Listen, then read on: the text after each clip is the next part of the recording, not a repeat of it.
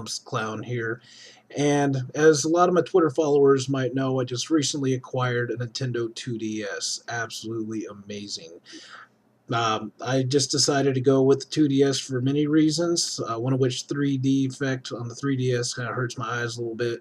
And I've been peeping out the eShop, keeping up to date on what's coming out, virtual console, shit like that. Of course, everybody knows about Yoshi's news story. Yeah, that's pretty badass. I can't wait to check it out. However, I did notice one thing in the virtual console that I was absolutely shocked, excited, a whole bunch of shit. Seriously. It's one of my favorite childhood games. A lot of folks may not think so, and that's cool, but we're going to take it back to 1987. Taito released Renegade. Haha. Oh, yeah, baby. Nothing really special about this game. It's just a regular ass beat 'em up. Control scheme takes a little bit of getting used to, but in my opinion, it acts a lot better than the arcade version, which the control seems stodgy, laggy, a whole bunch of shit. In the NES version, the action seems a lot faster. The controls seem a ton more responsive, and I guess the basic premise is that you're just this regular guy that's getting accosted by all these gangs. You got your regular ass guys in the white t-shirts, look like greaser styles. Then we got the baby purple bullshit motorcycle hanging out by the pier types. And then the really shocking one, and this is why I can't imagine, why Nintendo put this out there if they're all worried about PR and shit. But there's a female gang out there as well. They wear like these pink dresses. They hit you with their purses, chains, and shit like that. And it's pretty fucking cool. I'm going to play it right now. I'm going to show you folks what it's all about in celebration of Nintendo letting go of all that shit and releasing one of the best beat 'em ups, fastest ones for the NES. Hell yeah. Alright, let's get this motherfucker started. Alright, so player level 1, player 2 level 1. I don't quite know what that means. I'm pretty sure it has something to do with difficulty after you beat it. I'm not sure. Maybe it's a continue deal. Never gotten to that point. Since I'm by myself, let's go ahead and do one player game. Alright, so I pressed right twice and I did a run deal. Press A and that's a right punch. It's kind of like tries to emulate the arcade's control style. So like for example there I pressed left twice, did a run. And I pressed B and I punched the dude in the face to stun him, throw him. I personally like this drop kick deal. Alright, so I press both buttons and I do the jump kick. I run up to him while he's stunned. Alright, my favorite part's right here too. This is funny. Oh shit, not right there. Let's try again. This sound. Hell yeah. Alright, see if I can kick this guy off into the dirt. Boom. Oh yeah. Good night, motherfucker. Dig this music. I mean, this... it doesn't really scream fight, but it definitely gets your blood boiling. Get you all pumped up. And if you ask me, it's a little bit better in the arcade as well. The arcade has kind of a stodgy control scheme. I tried it and I got my ass beat in the first level. Didn't even come close. And when I finally did get to that boss guy, he just totally whooped my ass. It's ridiculous. Alright. Humiliate him. The most you can knee a guy before you knock him down is 2. Just something to keep in mind. Now this is Mad Jack, I believe is his name. Oh. Best strategy, wait for him to get about right level with you and then do a run jump thing, or run punch thing at him. Boom. Boom. Boom. And when he's down that low, you can't actually sit on him and do that. Mr. K, you ain't tough enough for me. Yeah. Nice hairdo too, man. That's some greaser style shit. I like his little pompadour too in the fight screen. That's pretty awesome. Ah yeah, 2 for the price of 1. These guys are easy. I don't know if I'd be intimidated if any crew run up on me in a little baby purple fucking oneser like that shit. They do got the crowbars, or whatever the hell those are. Need a Snickers? Boom! Oh, not close enough. Oh, this is cool. I just nabbed a pea. Grabbed it pretty quick there, but this launches them to the opposite side of the screen. This one's pretty easy. The motorcycle punks try to run you down. Just simply do a jump kick and right about there. See? Yeah, perfectly land it. Alright, the next one coming up is pretty awesome. Let's check it out. You've got to kick these punks off their bike. I find better success instead of mashing on them like this, back up, and then press A or B or... It's A for this one only. If you get a healthy distance away, there's no way they can fuck you up. You'll knock them down every time. Okay, that is a turbo. This guy's easy as shit. He may look scary, but he's nothing. They don't like it when you try to mount on them too early. They will launch your ass off like that. Doesn't hurt though. This guy's got a pretty nasty back kick that he likes to pull off every once in a while. But he didn't get the chance that time, folks. You ain't tough enough for me. That's all he says. So get used to it. Mr. K, as in Kellogg? Maybe Special K? Alright, this is bound to piss off some of the feminists out there.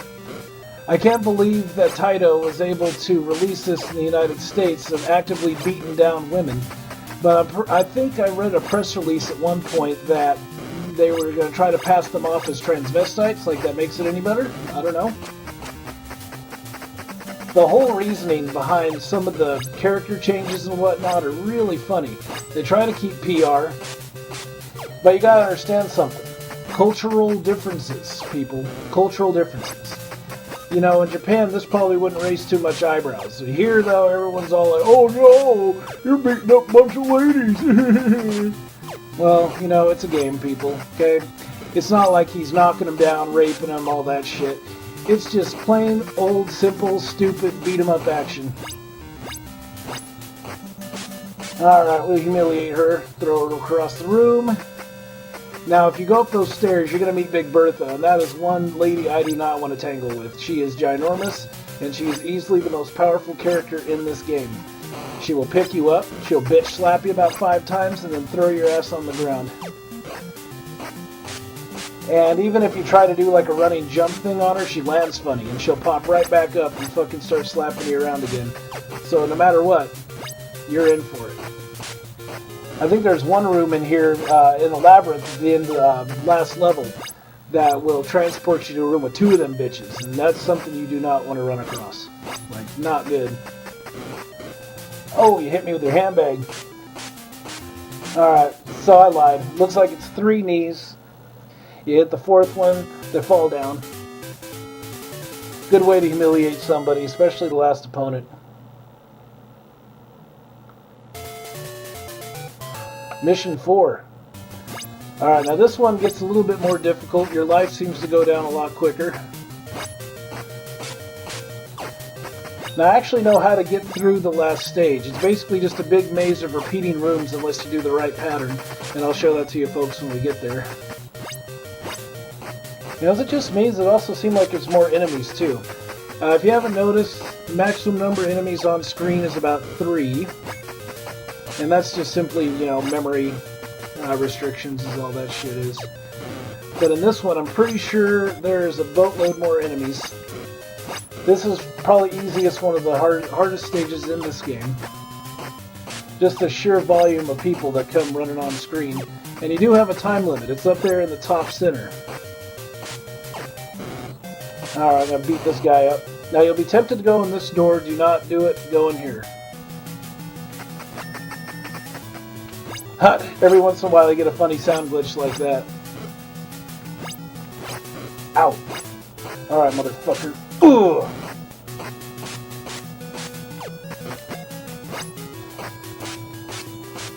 That's an easy win right there, people. Stun them with the jump kick.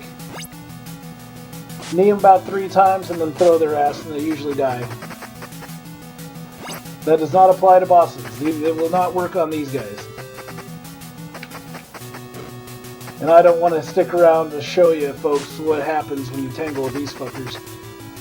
They'll grab you, they'll grapple you, they'll drum kick you like that. And even worse, there's no life bar right now. So I can't tell how close I am, but you can get a pretty good idea of where you're at. Oh, see right there. See right there. You motherfucker. Urgh! Damn it, I missed kicking him with the P. That would have been the shit. I've never kicked Jack with a P before. That would have made my day right there.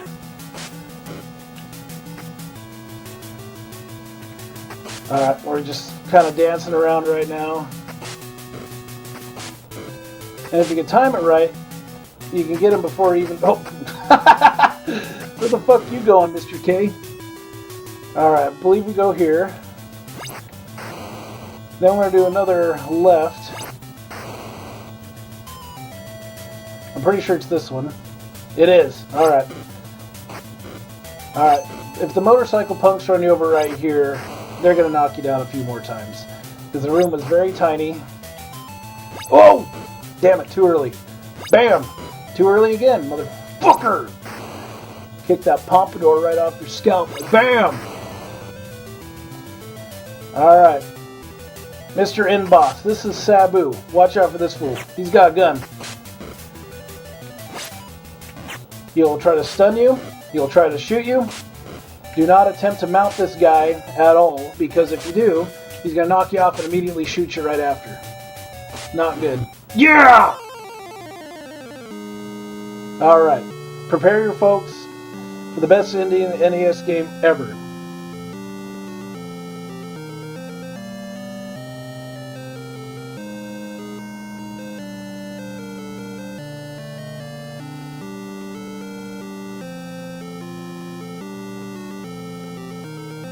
You got your typical roll credits, whatnot. I love that name right there, Shintaro Kumagai, Technos Japan Corporation.